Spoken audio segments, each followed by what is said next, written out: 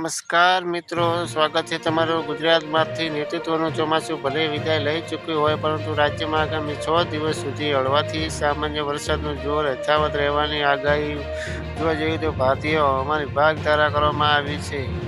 હાલમાં રાજ્યમાં પૂર્વના પવનો ફૂંકાઈ રહ્યા છે, જેના કારણે દક્ષિણ ગુજરાત અને સૌરાષ્ટ્રના કેટલાક ભાગોમાં મેઘમહેર જોવા મળી શકે છે. જી હા મિત્રો, એક મહત્વના સમાચાર સામે આવી રહ્યા છે.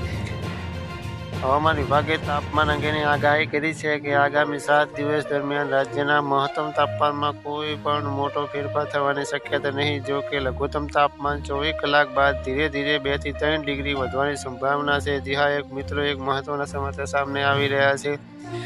હવામાન વિભાગની આગાહી મુજબ આગામી 6 દિવસ દક્ષિણ ગુજરાત અને સૌરાષ્ટ્રના દરિયાકાંઠાના ભાગોમાં છૂટાછવાયા સ્થળો પર ગાજવીજ સાથે હળવાથી સામાન્ય વરસાદ પડી શકે છે, જ્યારે બાકીના તમામ વિસ્તારોમાં શુષ્ક હવામાન રહેશે. જી હા મિત્રો, એક મહત્વના સમાચાર સામે આવી રહ્યા છે. ધન્યવાદ.